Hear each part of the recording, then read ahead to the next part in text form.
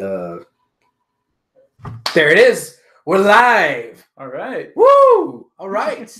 So live from HWR HQ is the 325th edition of Houston Wrestling Radio. This is Abel. This is Chris. No, Wait. Not Chris. Wait a second. Robert. Wait. Robert. Wait. Who? My name is Hector. Hector. Yes. Oh, yes. Okay. Hello, Hector.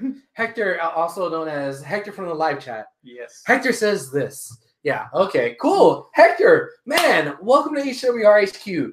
Thank you. Thank you for joining us, man. You know, short staffed here. You know, Arnold's still on baby duty. Chris is on rodeo duty right now. He's Santana. Yeah, Santana. Because I guess he's such a big Santana fan. Whatever. Yeah. Hopefully he can sing along to those songs. Yeah. He's gonna air guitar along to Santana. That's what he's gonna do. So yeah, man, thank you so much. Welcome. Anybody joining us tonight live in the live chat, please. Well, I need to open up my thing here on my side, but please log into your Google or your YouTube account, whatever, and that way you can chat along with us in the live chat. And who knows, maybe I'll say, hey, cover for somebody when when somebody else is out, because that's pretty much what happened here with Hector. So yeah, if you're not watching us live, that's okay. You can still interact with us on Facebook, facebook.com/Houston Wrestling Radio. If Facebook's actually working today, because Facebook went down for a while, and so did Instagram. It's all glitchy. Yeah, and Twitter, that's our backup at H Wrestling Radio. So Robert Trapp. What's up, man? Thank you for joining us in the live chat. He says hello. And, of course, Porsche sitting out in the living room says hello as well. So, yeah. What's up, guys? What is up? All right. So, usually we're a little bit more structured. But that's usually because Chris structures everything and puts it all on his phone and this and that. And without Chris, we are nothing. So, I'm going to attempt to go over some things here because I got my wife to Randy, thank you, baby, to send me some little notes here. So, but that's mostly from FastLane.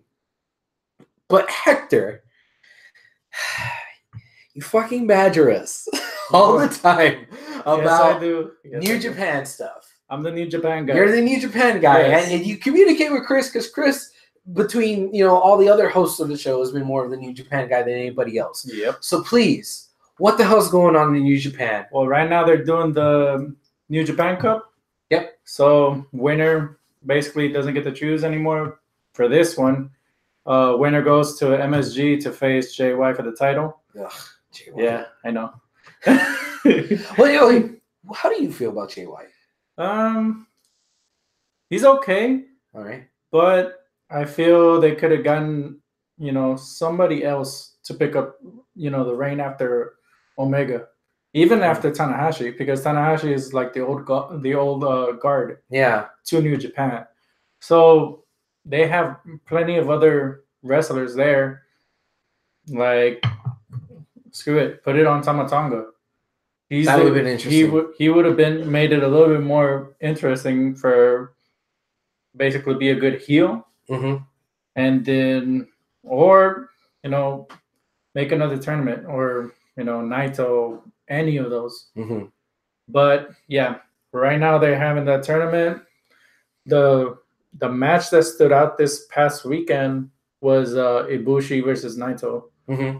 And I gotta admit, so far, I don't think no other match this week has been up to that standard. Nothing top that for you? Nope. Is that your match of the week pick? That's my match. Are you coming out of the fucking gate right now and saying this is your match of the week? Yes, I am. God damn it. You have a guy on for 5 minutes. I gotta put New Japan on the spot. Oh, but it's okay. It's okay. You know why? Yeah. Because Chris, that asshole who's out there at the rodeo, he actually decided to text us or message us on Facebook and said his match of the week is still Naito versus Ibushi. I told him his opinion doesn't count, but it doesn't matter because now your opinion counts today. So yeah, somebody had to put it on there. Did I watch it? No. Again, I don't hate on New Japan. It's just that I never get around to actually watching it myself because I'm lazy fuck, I guess. I don't know. But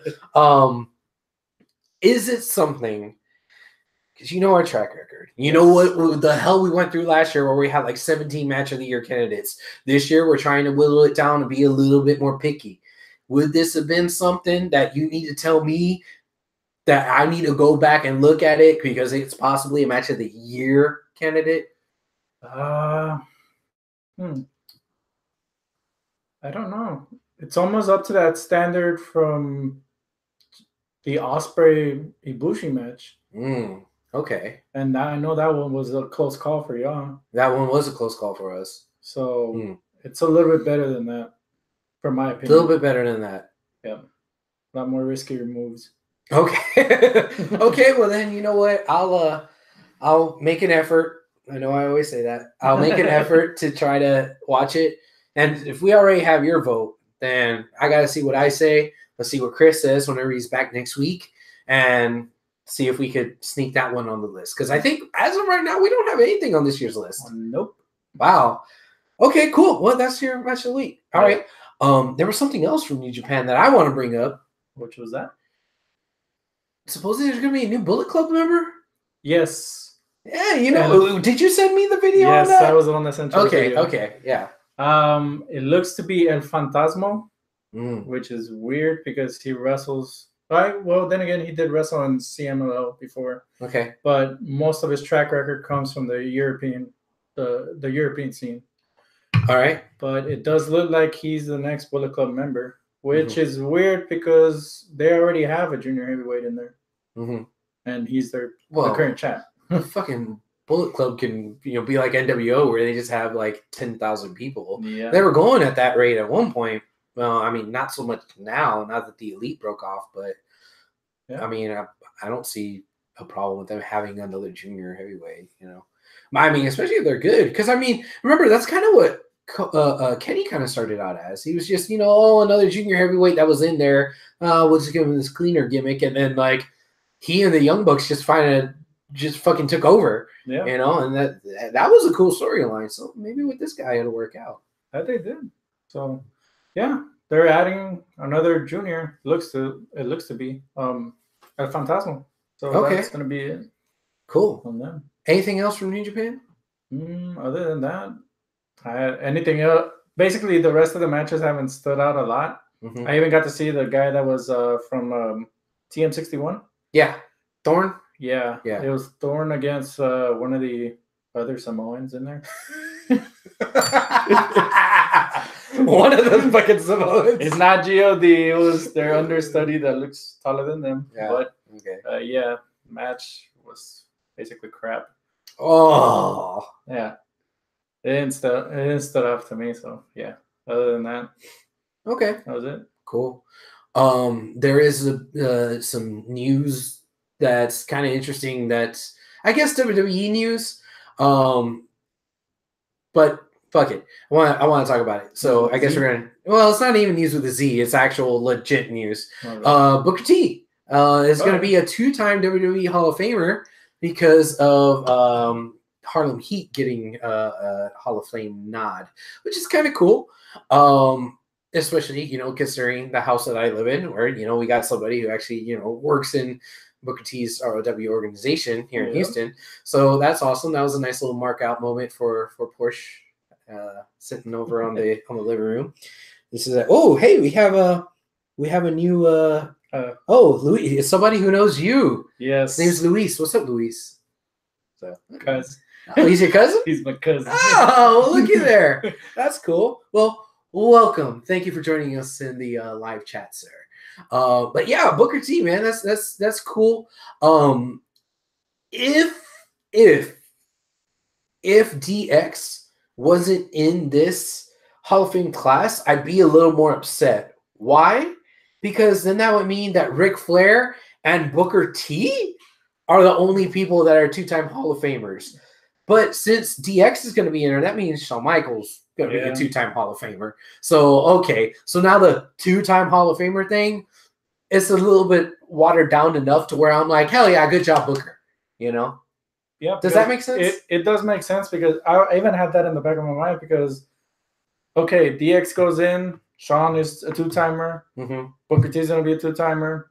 You already got Rick, that's a 2-timer. Mm-hmm. And then, other than that, Triple H, this is going to be his first time. Mm-hmm. He's bound to go in again by himself. He's bound to. And then, if you even want to give him a nod for Evolution, he's gonna be a constant timer. I didn't even think of Evolution. That's what came up to me. Is like, okay, Triple H is gonna be the one that's gonna be a 3-timer. God. So I guess that's why it's like, okay, Booker T, this is SummerSlam all over again. Yeah. King Booker versus Triple H. Oh, geez. Not going over again. Yeah, that's bad. But no, man. I mean, but good for Booker. Good for ROW. Yes. Good for. I mean, this is Houston Wrestling Radio after all, so we got to show them a little bit of love. So yeah, good job. And to a lesser extent, we're focusing a lot on Booker. This is pretty damn cool for Stevie. Yeah. I mean, Stevie Ray, other than his Harlem Heat stuff, nobody really kind of cared a whole lot about his career that much. He didn't have that great of a singles career. Then he kind of went away, and Booker was the one who stuck around. Yeah. But, and Hector, I don't know if you went to ROW a whole lot in the last few years or so. No. Stevie, man, that dude, he's got some charisma on him. He knows how to work a crowd. And, you remember Booker, but seeing Stevie by himself in the role that he plays in ROW is him as a manager for some of the other guys, mm-hmm. and a heel manager, and it fucking works, and he jaw jacks with the crowd, and he's really good.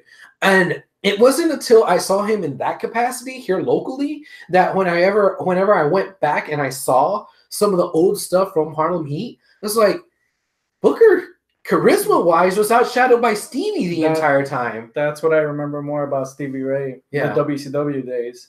Because he was, if I remember right, I think Stevie was the one that brought in Booker T into wrestling. Was he? I think so. I think I saw one of his documentaries. But either way, he was the charisma magnet in WCW when it was Harlem Heat. And then just given, Stevie Ray does, I agree, with Harlem Heat, they were a great tag team in WCW. And then just having another WCW tag team in the Hall of Fame. That's true. It's another nod. Oh, another WCW tag team? Was there another? No. Well, are they the only WCW? They're going to be, so far, they're going to be the only ones. Unless you, no. Well, I mean, will we count LOD? Well, no, because they put him in as LOD, not the Road Warriors, right? Yeah. Interesting. And I'm guessing 4 Horsemen? Yeah. I mean, but they're factions. It's not just a tag team. It's all of them. That'll be Blanchard and Arn? No. Arn? No. Was it Arn and Tully? No. Who was the team in there? Because Tully was the enforcer, right? Yeah. And then there was Rick. And then Arn and... Jeez, this is embarrassing. We're missing one. We're missing one of them. Mongo McMichaels. That's who it was. That guy. Yeah. All right. Hector, do you got any news that's not directly related to this week's TV programming? Other than news with the Z about certain contracts expiring and people not re-signing. Okay. Is one of them Dean? No. Okay, good, because I think that's all kayfabe. No, the ones that I've heard that are not re-signing, which is coincidental because they're not even coming out on TV anymore. The Good Brothers. It looks like they're not signing their contracts back up, so I'm guessing WWE's deciding to fade them out. That sucks. Yeah. That sucks. They could have been something, man. And, dude... It's because of booking. It's not because of their lack of ability. They showed you that they could go and do amazing stuff in New Japan. Yeah. They were part of that first wave of popularity with the Bullet Club. And they brought them over, and they did nothing with them. They put them in the club with AJ, but that never really got its wheels turning. Mm-hmm. And then nothing. I only had that brief run with the Raw tag team titles just to lose them at Mania. Yeah. And no rematch. Well, they didn't even get a good storyline with them. So it's basically talent wasted. Yeah. I guess it's gonna be up to, I'm guessing, AEW or going. Go back to New Japan. I would prefer for them to go back to New Japan. Yeah, that'd be cool. All right. Yeah. Well, anybody else of significance rumored to not re-sign contracts aside from Dean? None of them. Nobody else comes to my head. Okay, cool. Then we'll move on. A portion of the live chat says it was Ole Anderson, Arn Anderson, Tully Blanchard, then Nick. Who is Nick? And then Rick. Nick? Who is Nick? Nick Anderson? No idea. Nick Blanchard? I don't know. Nick. Who the hell is Nick? Nick and the Four Horsemen? Well, that would be 5 horsemen. That's 5. Yeah. Nick Bockwinkel. Bockwinkel was in the Horsemen? No, he wasn't. Bockwinkel wasn't a Horseman. No. Unless it was a spin-off Horseman on WCW. Like one episode or something. No. Probably. I mean, like he feuded with Rick, didn't he? Bockwinkel versus Flair? Didn't that happen? I don't know. This is before my time. Before my time. It's a Travis question. That's a Travis question. See, this is why we should have brought in Travis today.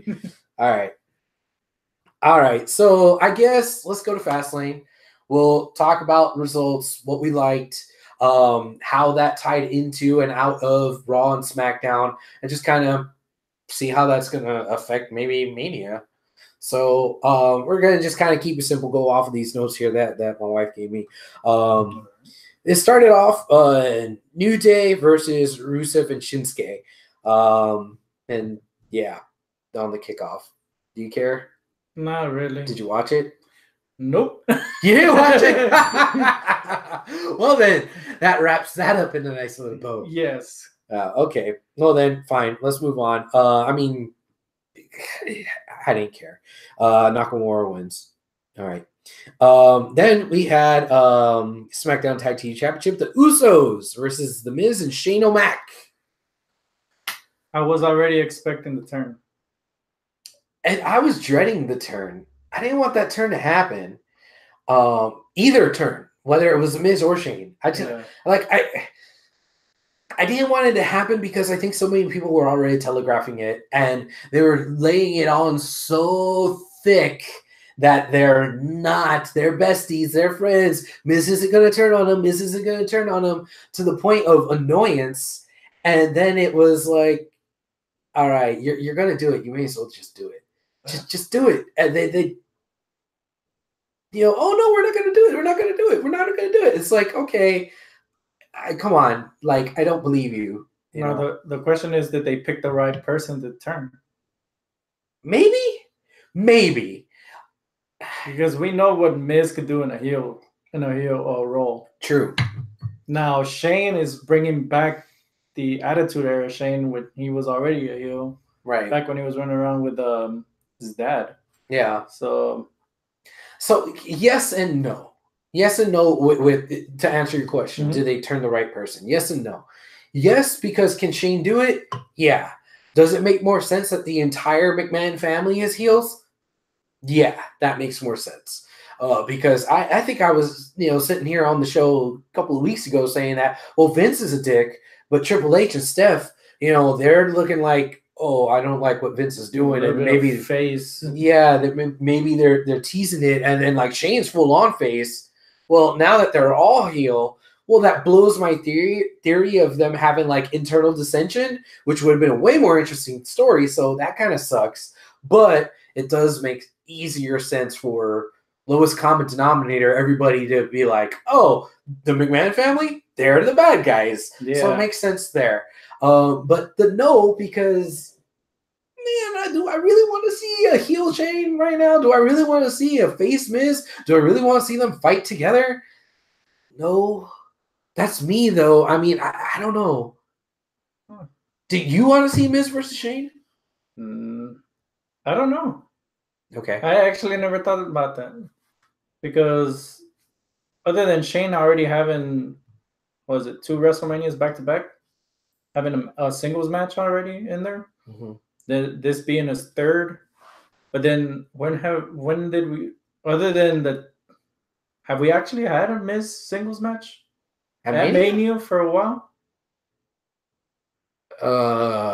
Miz singles match. Okay, well, his title match was technically singles, right? Was it a triple threat? No, it was Miz versus Cena.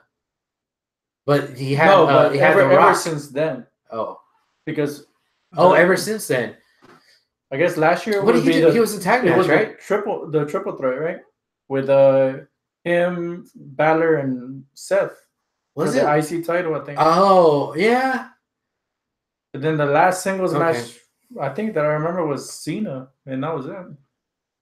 Face Miz and the heel Shane have happened before. Well, yeah, I know that's happened before. Thanks, Portia, in the live chat. Luis, sorry, says Shane should fight Miz's dad instead at Mania. Yes, dude, Miz's dad is so terrible at acting. Like all this drama was happening with his son, and he was just standing there like, get up. Yeah, like he wasn't clapping or cheering or gasping or acting mad. He was like, my son's getting his ass kicked. like that's it. Oh, man. It was so bad. I think he needs to call up Cena's dad against a point. Oh God. Yes. Mrs. Cena's dad or Cena's dad and Mrs. Dad. God, that'd be a great match at Mania. God. All right. So that was that match. Let's move on. The next thing we saw was the women's tag team championship match. The Boston Hug Connection, who defeated Nia Jax and Tamina via pinfall. Did you care? Were you entertained? The match, it wasn't any good. I'm not gonna lie. I'm a big fan of Bayley and Sasha. Yeah. But ever since, I know they had some messed up booking of, okay, you're gonna fight each other and then forget that, become a tag team. Yeah. And then, okay, where are we gonna go with the titles? Their biggest threat was Nia and Tamina. Other than that, yeah. And see, I get it that that's their biggest threat, but I also didn't really want to see it because I kind of felt like, oh, of course, Raw is going to get the, first crack at the thing that's supposed to be Red Robin through all the, things. It's like, come on, stupid Raw. But as much as I don't really like the Iconics, I got a little excited when the Iconics on SmackDown did their little like, well, hey, it's our time now. It's our shot. So I got excited for that. Also, I'm a little bit excited for Kyrie and Io on NXT to kind of like be pairing up a little bit with. I know that right now they're not saying, hey, I want Boston Hug Connection. They're kind of doing their own thing. But eventually, that's probably going to, because that's the only fucking women's tag team on NXT, right? Yeah. Right now. So I'm kind of excited for that. This particular match, I didn't care about. Me neither. The most exciting thing was the stuff with Beth Phoenix at the end. Yes. Is Beth Phoenix coming out of retirement, or is it just a one-off match at Mania? Or it might be a one-off match. Are you cool with it? Beth Phoenix, yeah. Okay. Because she still has that presence that she could still go. Yeah. Dude, she was so swole on Monday. Yes. Holy crap. She had muscles on muscles on muscles. I was like, holy shit. Yeah. Okay. Hopefully Edge is listening to her. Ooh, Blanca Rodriguez is in the live chat. Oh my God. Yeah. They'll probably hold the belts at some point. They will probably hold the belts at some point in the future. But it's going to take some time to build them up into the top. Who's they? Who's they? I'm guessing is she talking about the I'm guessing she's talking about damn it, Arnold. I saw Arnold's comment. Yeah. I just started. Arnold said, damn, Chris lost weight. Yeah, he grew some hair. Skinny Chris, yeah. Flaquito Chris. Yeah. Boo Blanca. Okay. Abel didn't. Fuck you, Arnold. I gained some weight. Yeah. All right. She means Kay and Royce. Yeah. Okay. Yeah. Okay. Cool. But who else though? Who Who do you want Boston Hood Connection to fight at Mania? I want a Fatal 4-Way. Fatal 4-Way? Yes. Whom? Give us Kairi Sane. And Io? Io. Okay. Have somebody from Raw and somebody from SmackDown. And then the champs. Yep. Would it be okay? SmackDown, the Iconics, You could give it to the Iconics, and then the Savage Samoans, or what do they call themselves? The Samoan Slaughterhouse. I guess so. That's what I call themselves, right? The Samoan Slaughterhouse. All right, Chris. Oh God damn it, Chris. What's up? Why are you in the live chat when you're supposed to be watching Santana? God dang. Okay, Chris. You can't sing along. That's why. Somehow Stuffy Abel looking like Gato tonight. Jeez. All right. Everybody's over here just thinking it's a fashion show. I'm talking about wrestling. Yeah. All right. So should we move on? Sure. All right. So move on. Then we had then in the middle of the damn show, we had the WWE Championship match, D-Bry versus Mustafa Ali versus KO in the triple threat. Wait. That's not in order. You're right. No, it was a segment with Kofi in the back. That's right. I had the wrong triple threat. It was a segment with Kofi in the back, and everybody thought that Kofi was going to get a title match. Ends up going to the ring, and then he got swerved by Vince, and now he's facing the bar in a handicap match. Impromptu on a pay-per-view. Yes. Not on Raw. That was weird. That felt like a Raw segment. And I guess, well, how can I put this? It was more of Vince making a point of, yeah, I'm going to make you wait for y'all to see what y'all want. You know, I'm going to give it to y'all, but I'm going to make y'all wait no matter what. Right. Which, all right, let's talk about Kofi. All right, let's talk about Kofi here. So Kofi got the Raw end of the deal, getting put into a triple threat match. Vince on Monday, or was it Tuesday? On Tuesday, said, hey, you didn't pay attention to how I said that you were getting in the triple threat match. Which, even after rewatching it... He even said, technically, I didn't say you were in a triple threat. I did take the idea I'm going to make it a triple threat. Yeah, which... Yeah, okay, fine, whatever. Heels are going to do heel things, whatever. Yeah. But it's still stupid. But why put him in a match against the Bar? Just to stick it to him. Okay, well, if you're going to stick it to him, why are you even fooling with them now? Like, kayfabe-wise, why does that even make sense? But I don't know. But if we take the kayfabe out of it, let's just look at this straight up and ask the question everybody else online is asking this week. Does Kofi deserve it?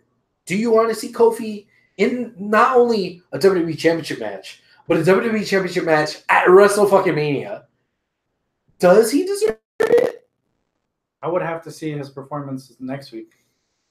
It's all based on 1 week. Yes, on next week's performance because he has to run the gauntlet again.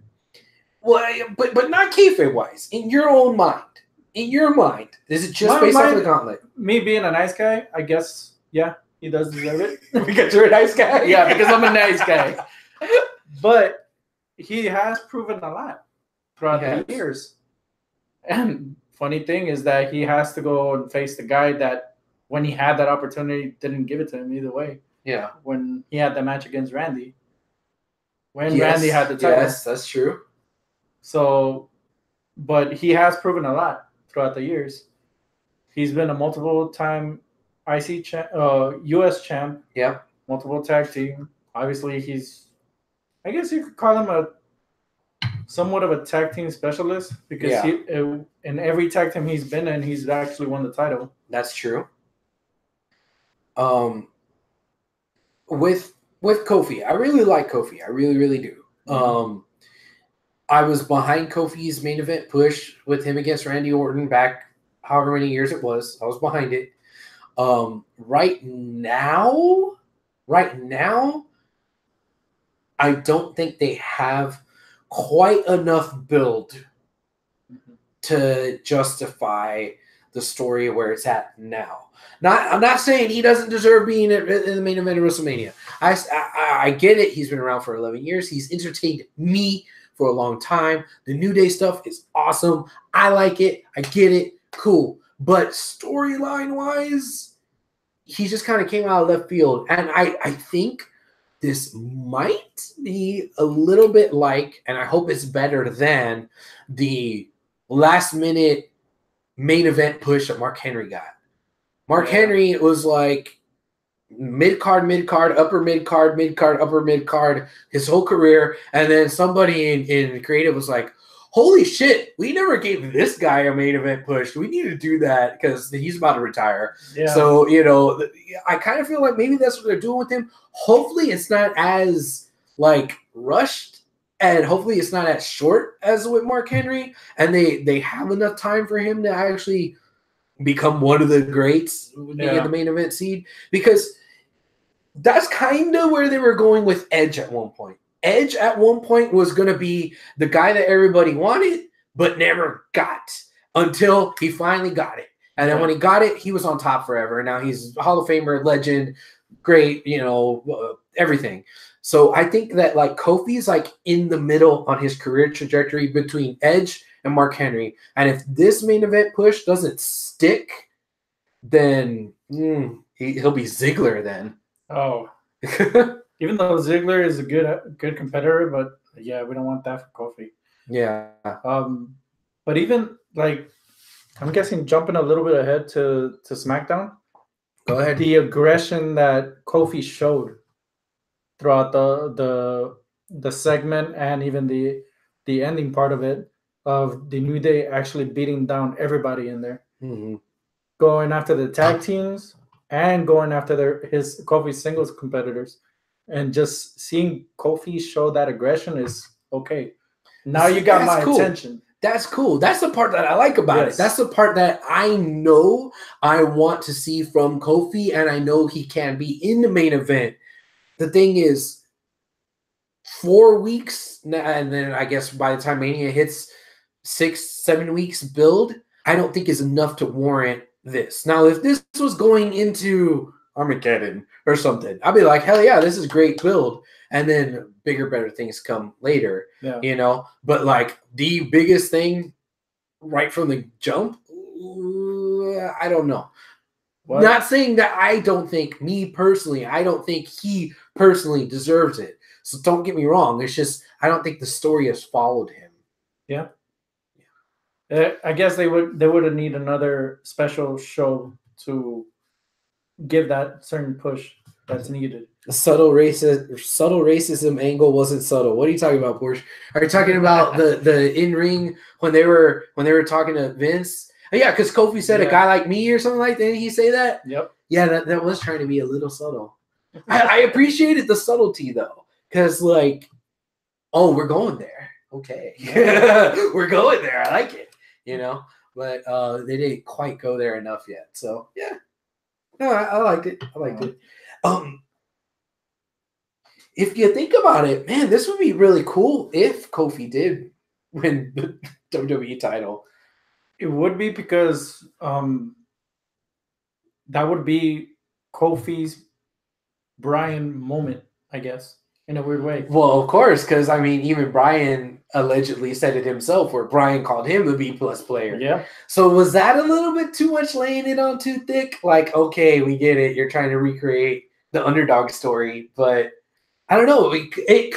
I would have rather heard it from Bryan than from Vince said that Bryan said it. Like, if I heard Bryan say, "You're nothing but a B+ player," I would be like, "Oh fuck!" I would be like Bryan joining the Authority. Yeah. That would be it right there. Yeah. All right. I don't know if you realize it, but I could sense the racism with the quickness. Thank you, Porsche. Yes. Luis says he deserves his Daniel Bryan moment. Yeah. Okay. Cool. All right. So let's move on. Since I realized what happened was I scrolled wrong and went to the wrong triple threat match. So when I was going through here, so yeah, we talk about Bar Kofi Kingston. So, question though. Yes. Did you actually see the pre-show? I started watching the pre-show when the match happened. Okay. The Because New Day. if I remember right, there was the pre-show. One of the other matches there was Almas versus Ray. Oh yeah, and I didn't see that. When I saw the pay-per-view, it looked like they got added to the. That's when they had another fatal 4-way, right? Man, I For don't the even US know. title. Did it? I don't even know.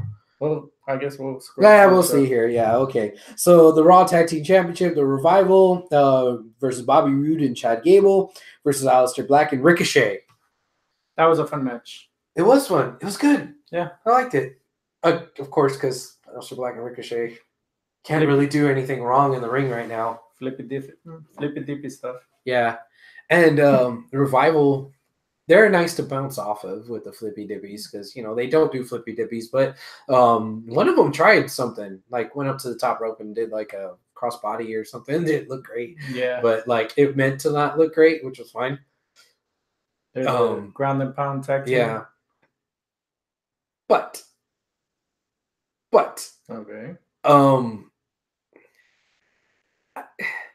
I still don't know if I want to see Aleister and Ricochet as a team competing for titles as teams.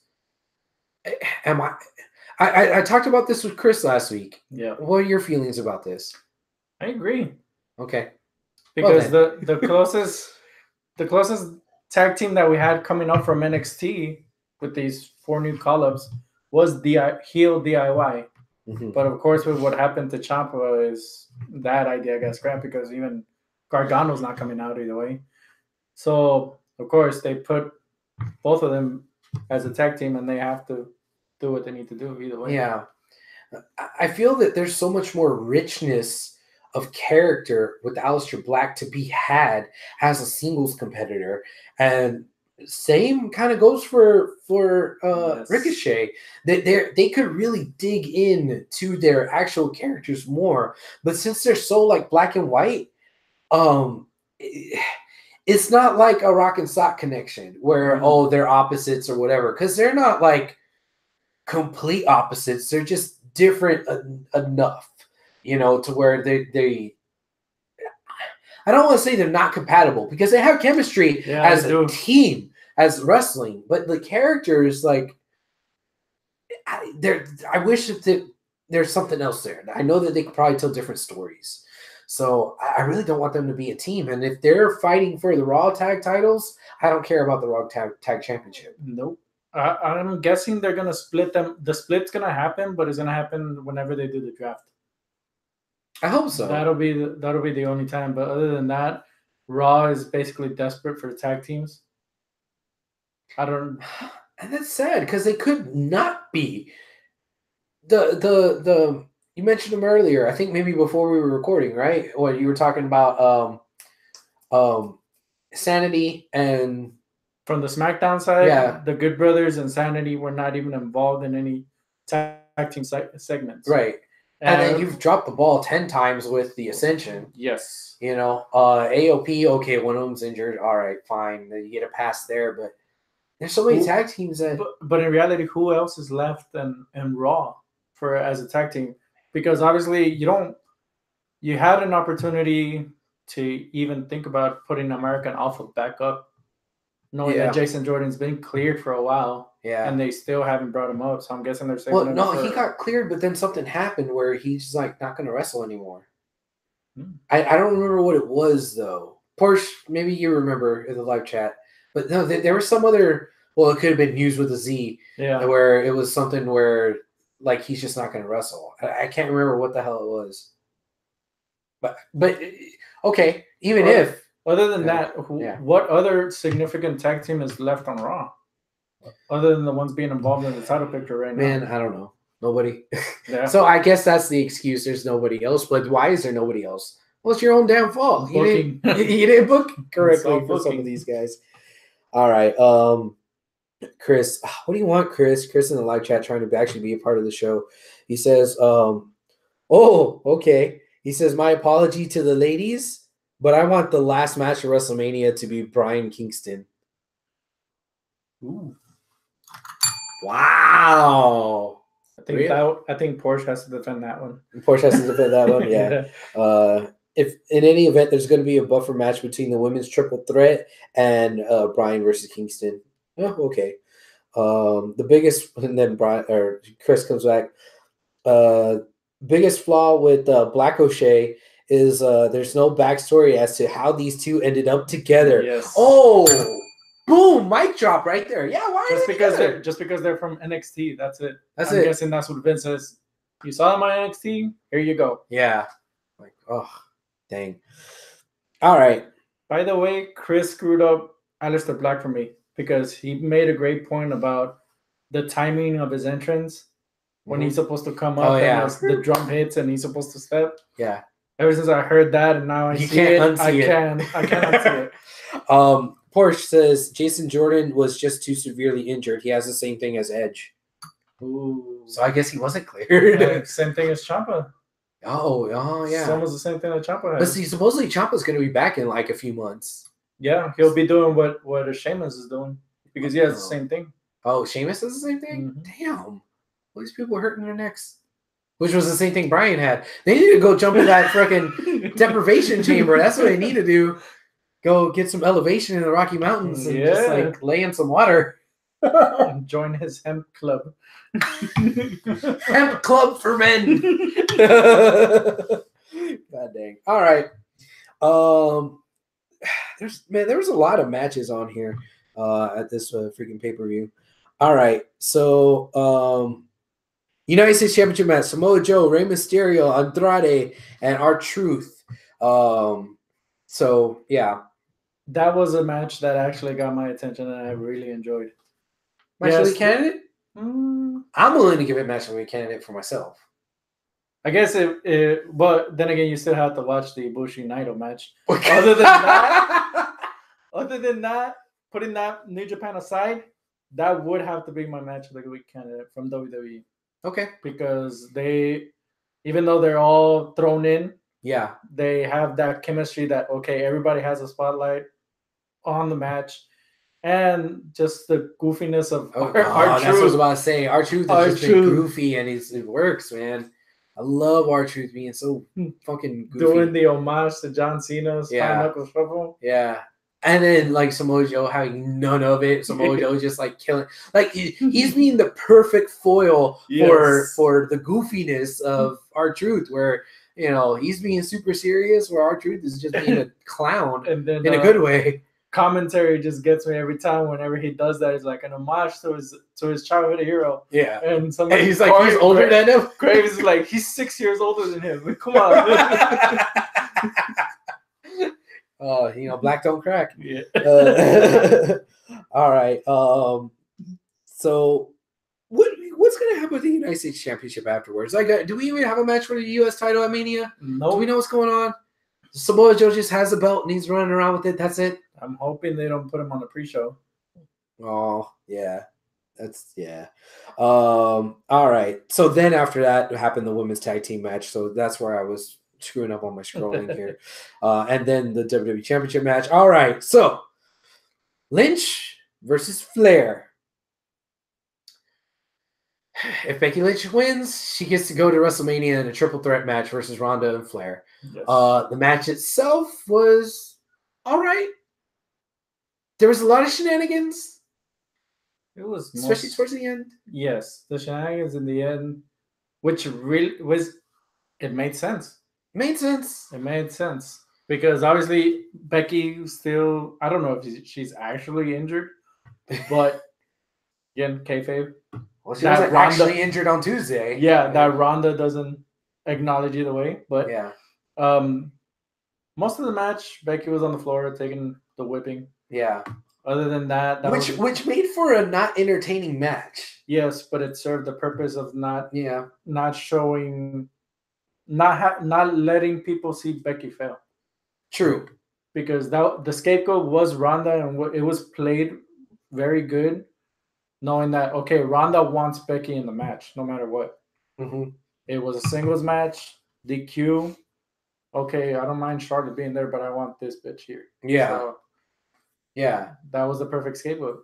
Yeah, and I mean, Okay, not every single match has to be a Meltzer 7-star classic. I get it. Some matches just need to be your, matches for just plotline development. And that's what this match was. Like, if you take away all the context of what's happening in this match and you just said this, like if you didn't know who Charlotte Flair and Becky Lynch were, if you didn't know who they were, and I was sitting you down in front of a match, in front of a TV to watch this match for the first time, you're like, this is boring. Why is she just beating up on the girl that's already limping? This is dumb. Like the match itself wasn't like, ooh, like it was, all right, come on, Becky. Yeah, I really like you, Becky. So please do something. I hope you win. How the fuck is she going to win? And then the shenanigans with Ronda. It's like, oh, well, okay.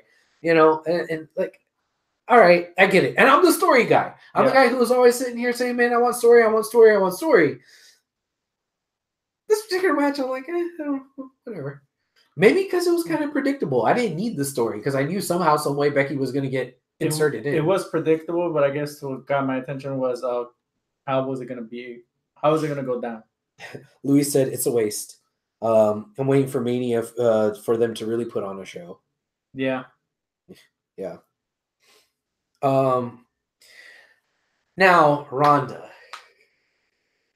kind of blew up the internet over the weekend. Yes, she did. I did not actually see the thing that started all this, but I saw all the memes and all the reactions, and I basically got the gist of it just off of the reaction, which is Ronda basically said wrestling's not real and all this shit is bullshit. Right? Am I wrong? Did you watch the thing? I watched the video. Okay. And it was interesting because she did call out everybody as a mark, and obviously we know because we watched the product and we know what some things are going to happen. But at the same time, it's like, do you want to be told that, yeah, you're a mark? You already know what you know, but yeah, I'm still going to call you that. Yeah. And basically not respecting the industry. The gist of the whole video was, fuck the business, fuck everybody, and I'm going to do what I want to do. And the ironic part is, okay, you don't want to, she never dropped the F word, which is fake. Okay. Which is one thing I'm guessing that she's not allowed to say. Yeah. But it's just weird that, okay, she has the pride of saying, I'm the champ, but yeah, you're the champ of this fake product you're putting down. Right. So you're a paper champion. Yeah. So it was like, which indicates to me that this was all a work. Yes. It's a work shoot. It's that second layer of kayfabe that I've said that I've suspected WWE just uses. And if that's the case, it's fucking brilliant because it solidified her heel turn. Everybody doesn't like Ronda right now because even the marks who are like, oh yeah, I'm the smart mark, I know what's going on. They're like, how dare you disrespect the industry? It's like, because you just got worked, bitch. And like, I love it. I love it. I love it. I love it. I love that everybody is mad at this. So I'm kind of cool with it. So hey, that's what happens when she joins up with Paul Heyman.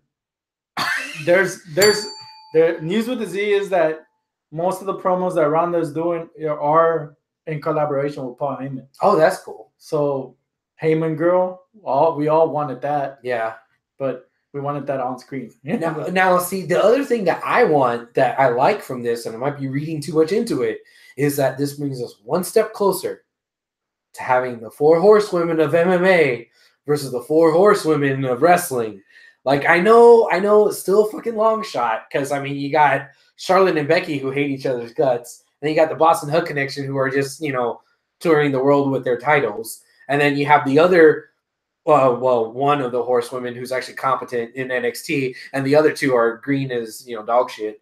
So it was like, all right, we still have a ways to go until we have that 4-on-4, but it's one step closer because you couldn't have Shayna and the other 2 be heels with Ronda as the babyface of all babyfaces. Yeah, now that Ronda's a heel, that's a perfect way to bring him up. Yeah. But I won't see that happen till like SummerSlam. Blanca says she just pointed what everyone knew. I guess she meant to say pointed out what everyone knew, but used it to her advantage. Yeah, exactly. Use the story. which is great. Using that second layer of kayfabe, that reality that we think we know is the complete reality, but it's not. I'm telling you, man, they work us. There's 2 layers of kayfabe. I'm telling you. All right. So Elias sings whatever and business picks up. Okay. Then we had the Shield versus the Not Shield. Corbin, Drew McIntyre, and Lashley. And the Shield won. Yeah. Are you surprised? No. The match was good. I enjoyed it. Match of the week candidate for me as well. Really? Yes. I enjoyed the shenanigans of them fighting around outside. It reminded me of the Shield versus Evolution. Seth jumping off of the barricade onto everyone. That happened in both of those matches. I was getting flashbacks. So I liked it. So they played you with the nostalgia factor. They played me with the nostalgia. They played me with Seth's flippy dippies. They played me with Dean not being this weird ass Dean that we've seen for 2 months, where he's trying to do this heel turn, but like okay, whatever. Let's just forget about this heel turn, and go back to what they were. So I was cool with it, and the heels were just fodder, and I'm okay with it because I mean, I like Lashley. I want Lashley to be more than what he is. I think Drew will be more than what he is at some point. But this particular match, whatever. Dale. Let the Shield have their fun. Yeah. And I had fun with them. It was the Shield's last hurrah. Last hurrah. Yeah. Ric Flair retired like 15 times. He retired more times than he was champ. Did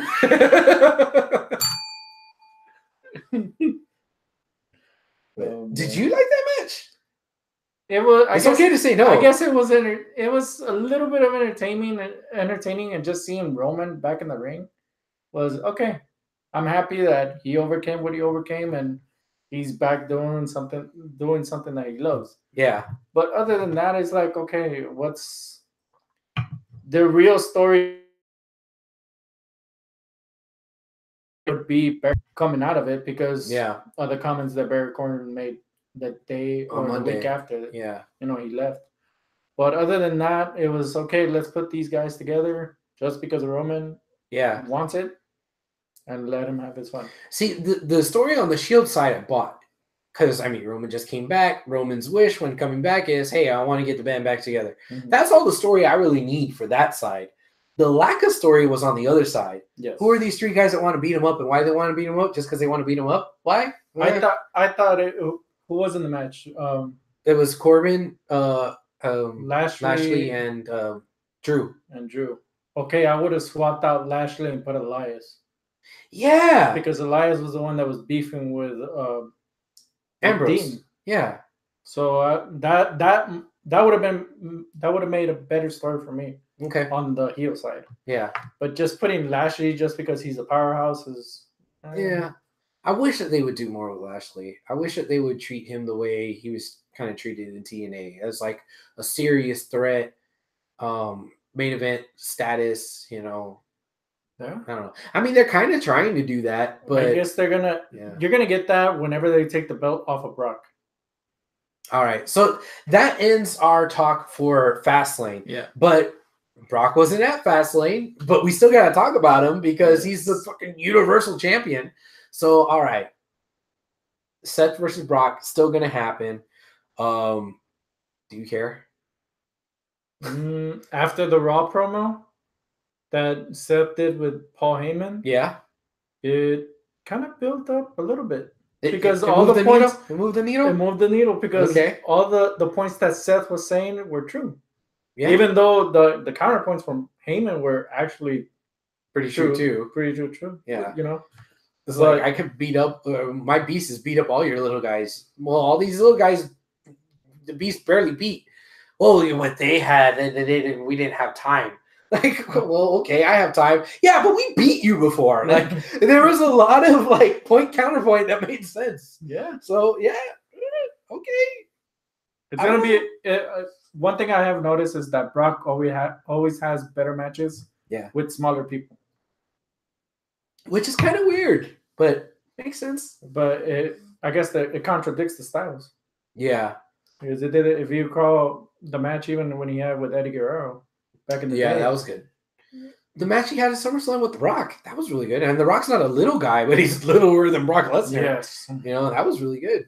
That was when The Rock had like all the cardio for days and he could, you know, go. He's doing what, Scorpion King or something like that? Yeah, something like that. Yeah. And, you know, people sometimes like think about The Rock as like this great wrestler. He was really more charisma than he was in ring. But there was a point in time, especially right then, when he was like really good in the ring. Yeah. And yeah, that's what Lesnar got. But okay. Luis says in the live chat, keep Drew as singles competitor. They're going to waste him. Yeah. Yeah. They could have something there with Drew. I think they do. They could really have something with them. But yeah, I don't know. But They just got to build them right. I don't know if I have the confidence in WWE for them to build anybody right. Especially on the Raw side. Oh, jeez, yeah. So I still think SmackDown is a better product than Raw. Yeah. So, are we forgetting anything? Live chat, are we forgetting anything? Is there anything you guys want to bring up right before we come off the air? I guess if you want to skip Raw and go to SmackDown. Okay, what's on SmackDown? Well, obviously the Kofi segment. Mm-hmm. You did have Ray beat Joe, so that might set up something there. Okay. For the U.S. title. Other than that, that's and The Miz and Shane. Whatever. Best in the world. We already talked about Miz and Shane. All right, so NXT. Sure.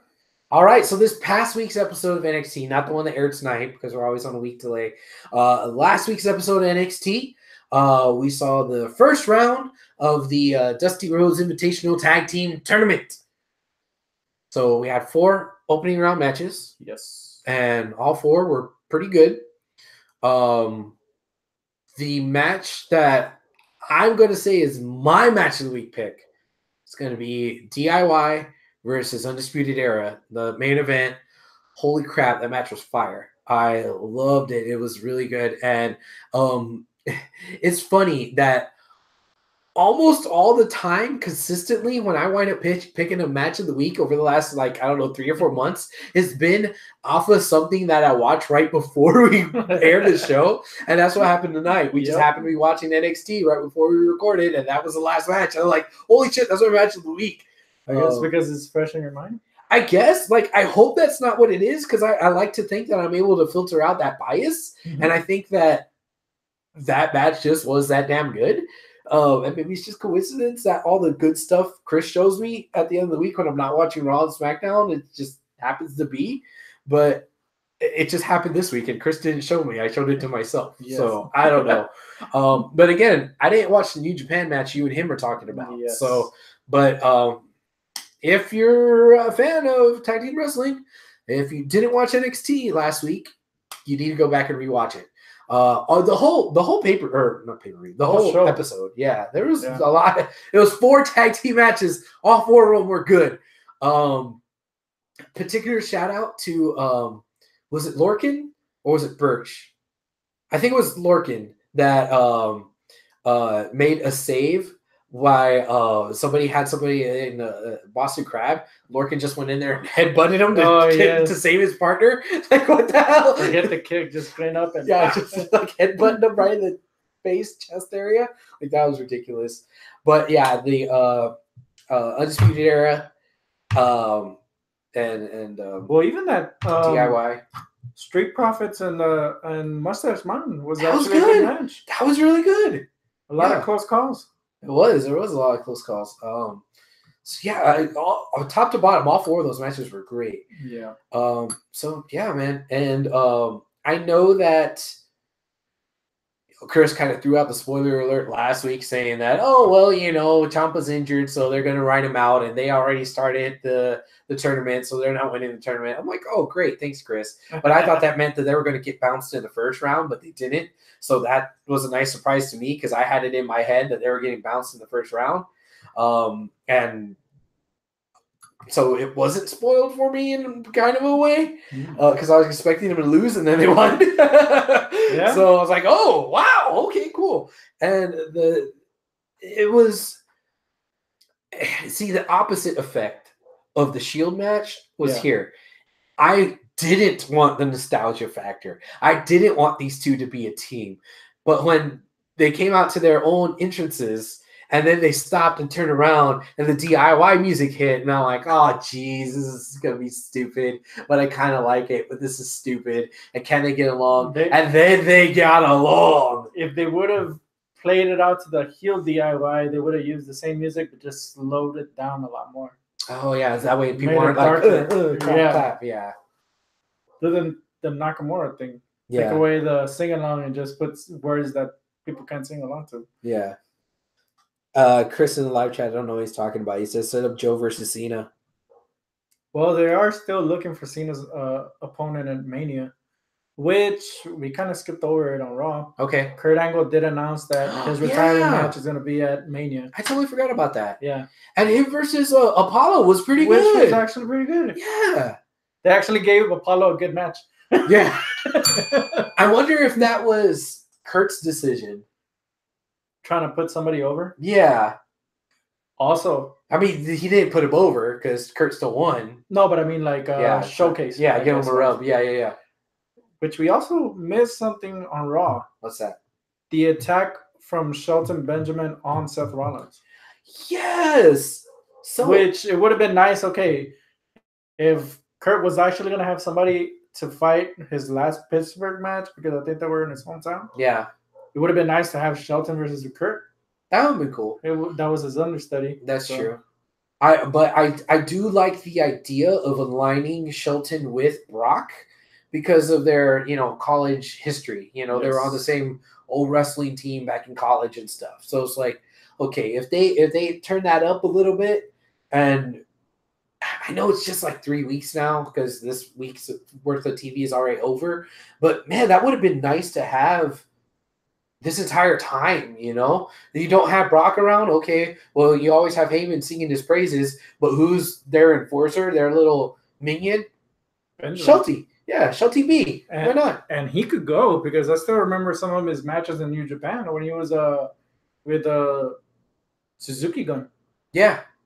And I know he could go on that. So that would be a perfect opportunity for Shelton to get back in the spotlight. Yeah, and I'd like that, man. I like that. Yeah. Now, I always sit here and I say, man, I wish I could do something more for this person. I wish I could do something more for this person. And it's like, I sit there and I say, everybody on the roster needs to have something more done. And like, there's only so many hours worth of TV. I think some of them need to be sent back to NXT. Who would you send back? It would have been a good callback. Okay, you're not using Sanity and you're not using the Ascension, right? Yeah. Ascension have a history in NXT of being the longest reigning tag team. Yeah. Okay, and you have the Dusty Classic. Why don't you put two of the best teams right there? That would be cool. Have them doing something. Yeah. No, Luis, we need more belts. No, we don't need more belts. No. No more. Nasty Nate, what's up, man? Welcome back. He says, with a run-in from Charlie Haas. Oh, Charlie Haas. All right. Is that it? Are we done? Do we have anything else? No? Not really. Okay, well then, that's a show. Yeah. Thank you, Hector, for coming by. This is awesome. We'll see, in future going forward what all we'll do. So yeah, but anybody in the live chat, thank you so much for joining us. I know we had some new faces in here, probably because of this guy here.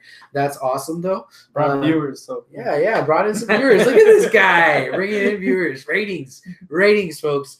All right, well, cool. Next week we'll continue our road to WrestleMania. We'll have Chris back, hopefully, if he doesn't get arrested tonight. Yeah, I mean, there's always that chance with Chris. Well, until next time, adios, my friends. Keep it classy. Cool. All right. I guess I got to hit the button.